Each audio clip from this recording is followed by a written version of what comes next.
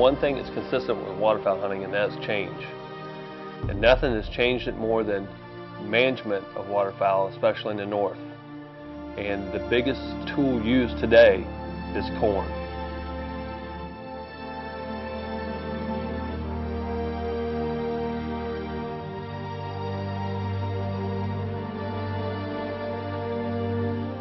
Tony's drive and hard work has made this project just an unbelievable success story. And the amount of ducks they hold is just incredible.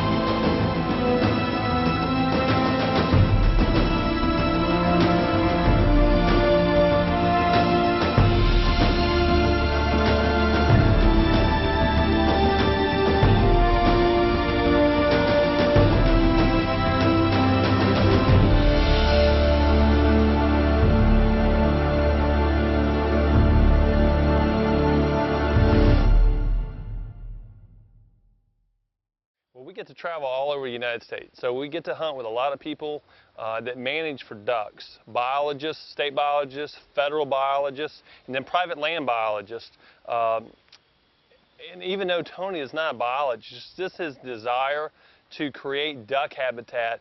And I think what's so important about Tony's method of management is this comes from years and years of hunting ducks and geese, and he knows what they want certain times a year. But what we did is we've got two units on this particular farm, east side and the west side, two different fields, and we wanted to do some testing this year to see what type of stuff the ducks preferred.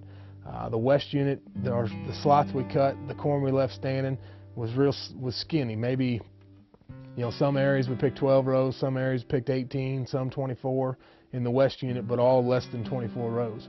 And then on the east side, we wanted to show more water, show more open water.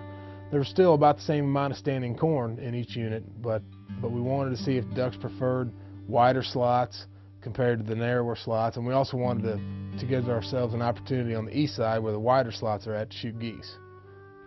The past few years, we've had the opportunity to video with Tony Vandemore and a lot of his guys, and I gotta say, traveling to Missouri to hunt with Tony is definitely one of the highlights of our year.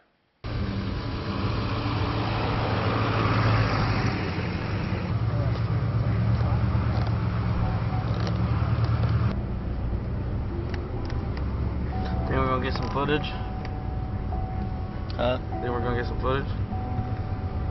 If we don't, we need to do something else for a living. You ain't kidding. To go along with that testing, we wanted to test water levels and whether or not the ducks were in the standing flooded corn strictly for eating, or if it was also, you know, the corn look, the loafing cover, the roosting cover, where they get in there, the hawks can't get to them. I think that's a big part of it, and we wanted to test that. So on the west side, we took the water up to within 6 inches of the ears right off the bat. The east side, it's roughly 15 inches from the ears, 15 to 18 inches. And right now, it doesn't appear that the ducks show a preference. I mean, they're definitely eating more corn on the west side, but there are just as many ducks going to the east side. Central Missouri is holding a huge populations of waterfowl. You can manage all you want, but if you don't have the ducks, you're never going to get them. And Missouri is just becoming, in our opinion, is the next Arkansas. The ducks that used to go to Arkansas and the ducks that used to go to Louisiana are now starting to shortstop. And they're holding, in some cases, up to 300,000 mallards in the triangle, even late in the year, which is unheard of. And you mix that in with the gadwalls and the widgeon and the pintails and the teal, and they just have a huge source of waterfowl. Tony's got Duck Farmer of the Year award. To go along with our management plan, you know, not everybody can flood corn, and we're pretty fortunate to be in an area that we can. But there's a lot of other stuff that goes into that. Around these fields are borrow ditches where we borrow dirt to make the levees, you know, roughly 10 to 15 yards wide. There's low spots where corn got washed out even after we were able to get it planted. And what we did is we went in and planted a variety of, some areas Japanese millet, some areas buckwheat, and those are also test plots. Early in the year, I mean, your ducks are typically using the standing corn for the loafing and roosting type cover. You generally have smaller puddle ducks, you know, your widgeons, gadwalls, teal, and they're not real hard on your corn. But when you can add to that corn and provide them with moist soil habitats like your buckwheats, your Japanese millet, we planted a biologic form, guide's choice. It was a mixture of buckwheat, millet, and rice. But we did all those in certain areas that we could test it and see what the ducks were using. And now that it finally got cold, it's obvious the mallards are back in the corn. But early on, it was good to see that the ducks, you know, were using the corn as loafing and roosting areas, but they were really keying in on the moist soil parts of the fields. To say it's rewarding is a very, very small understatement. You know, you can't imagine. It's very hard to imagine things in the summer when it's 100 degrees and, you know, 98% humidity. It's miserable, and you're out there, you're sweating. What we always say is, you know, sweat equity goes a long ways. The reason we enjoy hunting with Tony so much is because when we're trying to film ducks and geese, we got to have ducks and geese really, really close so they look good on the camera. Well, Tony's thing is he wants to finish ducks and geese close anyway.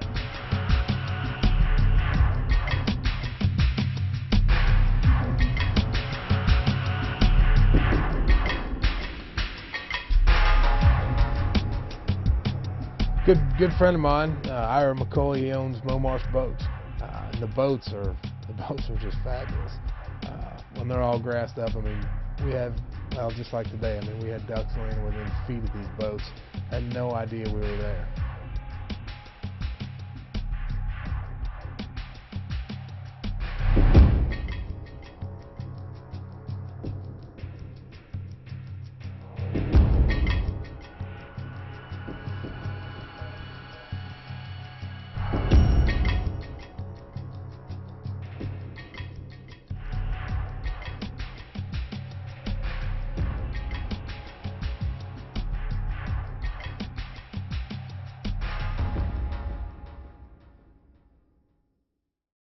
On our last video, Duck Camp 24/7, we had a pretty good segment about Tony and his corn. And that is a huge success story for duck management, but the beautiful thing about Tony's property is that's just one piece. You've got oxbows that he hunts, he's got flooded timber, he's got such a diverse type of hunting, so depending on the weather and the time of year, he's always got ducks or geese that we can go down and hunt.